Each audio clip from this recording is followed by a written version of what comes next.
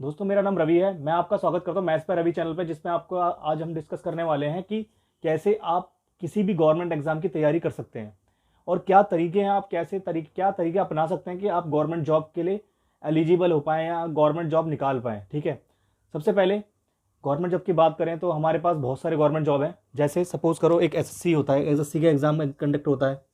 ठीक है, bank exam conduct कराती है अपना, रेलवेज एग्जाम होते हैं रेलवेज के।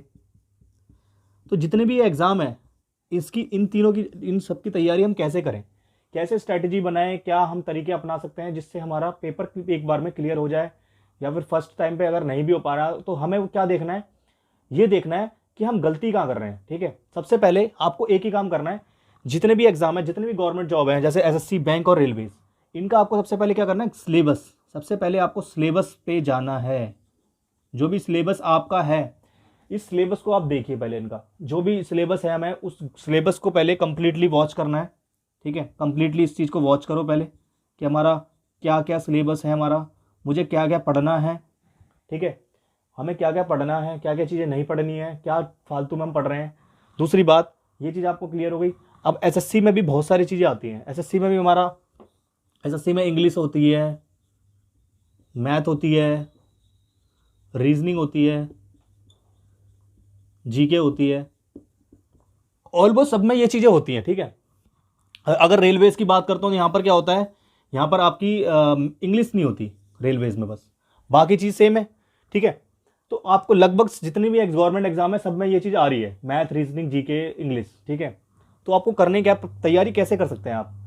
आपने सपोज करो कोई भी बुक उठा ली, मैथ की कोई भी बुक उठाई, कोई भी एक बुक ले ली, मैथ के लिए आपने कोई भी एक बुक ली।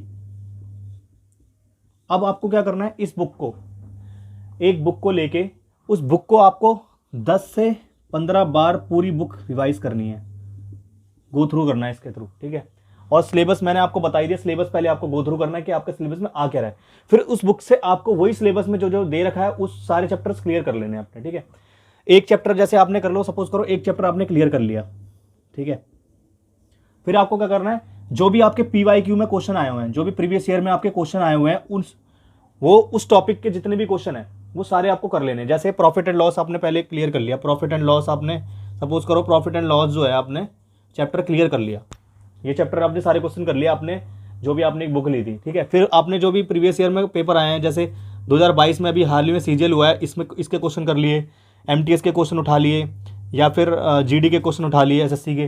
ठीक है, या रेलवेज के, आरआरबी के जो अभी एग्जाम हुआ एनटीपीसी के, उसके क्वेश्चन उठा लिए।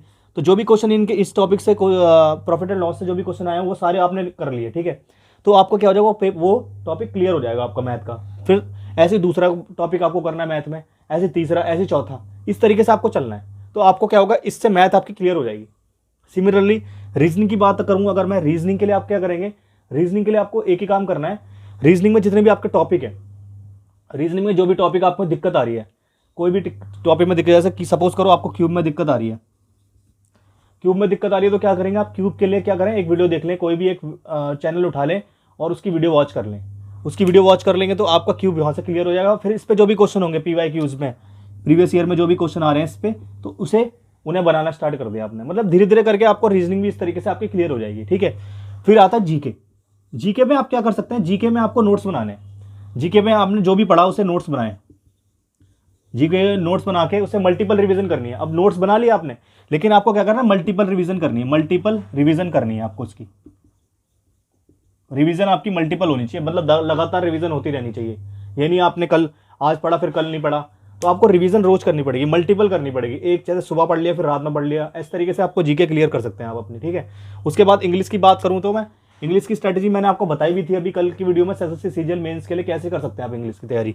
वही आप सेम स्ट्रेटजी इंग्लिश में दोबारा लगा सकते हैं। क्या कर सकते हैं, इंग्लिश के लिए ग्रामर है, जैसे ग्रामर का जो पार्ट है वो आपको क्या करना है, इंग्लिश में क्या करना है, ग्रामर का जो पार्ट है, इंग्लिश के लिए ग्रामर का जो पार्ट है उसमें आपको क्या करना है, ग्रामर के पार्ट के लिए आपको क्या करना है, ग्रामर के लिए कोई भी बुक है, जैसे नीतू सिंह की बुक है, नीतू सिंह की बुक आपने उठा ली। ठीक है, उस बुक से आपने एक चैप्टर पढ़ा, फिर उसके जो पीवाईक्यू में जो क्वेश्चन आए हुए हैं, पीवाईक्यू दोबारा से वही करना है, पीवाईक्यू में जो क्वेश्चन आए वो सारे कर लिए उसके। ठीक है, इस तरीके से आप हर चैप्टर करते रहेंगे, फिर ग्रामर आपकी पूरी हो जाएगी। फिर वकैब के सेक्शन आता है, वकैब में आपको क्या करना है, वन वर्ड सब्सटीट्यूशन हो गए, आपके इडियम फ्रेज हो गए, आपके आपके क्या नाम है, इडियम फ्रेज हो गया, एक्टिव पैसिव वॉइस हो गया, ये सारे आपको प्रैक्टिस करनी है धीरे धीरे करके, इनके सारे रूल करके प्रैक्टिस करनी है। One word substitute, idiom phrase, phrasal verb और सिनोनिम एंटोनिम, ये सारे आपको क्या करना है, ये करके रिवाइज करने हैं। रिवाइज करने के बाद जितने आपको याद होते जाए फिर उसके PYQ लगा देना उसके साथ, ठीक है। फिर बात आती है कंप्रेंशन की। अब कंप्रेंशन में आपको कोई भी एक न्यूज़पेपर उठाना है, हिंदू हो गया या फिर आपका कोई भी टाइम्स ऑफ इंडिया कोई न्यूज़पेपर हो गया, उसे पढ़ना है आपको रोज। आप उससे पढ़ने से आपकी कंप्रेंशन बढ़िया हो जाएगी, ठीक है।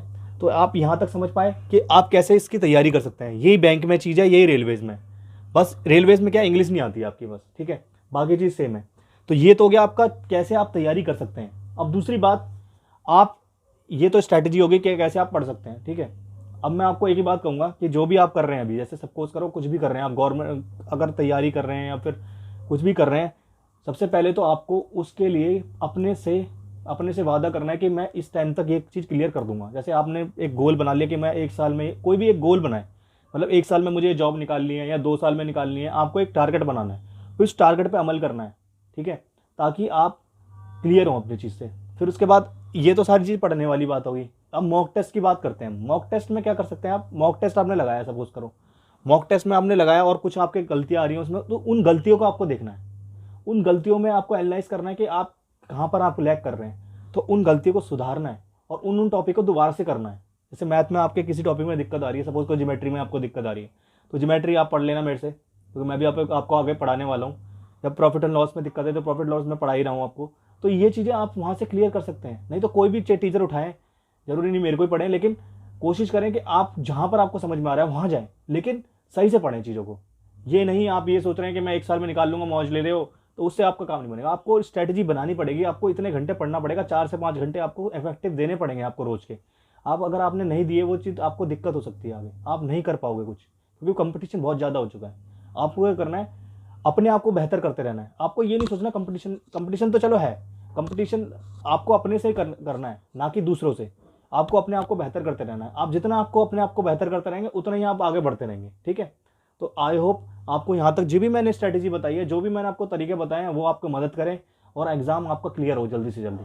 मैं बस यही चाहता हूँ, जिस तरीके से आपकी हेल्प हो पाए मैं वो करना चाहता हूँ, ठीक है। मिलते हैं अगली वीडियो में, इसी तरीके से अच्छे अच्छे क्वेश्चंस मैं आपको बताऊंगा और स्ट्रैटेजी बताता रहूँगा कैसे आपको कैसे क्या चीज़ करनी है। तब तक के लिए जय हिंद, जय भारत।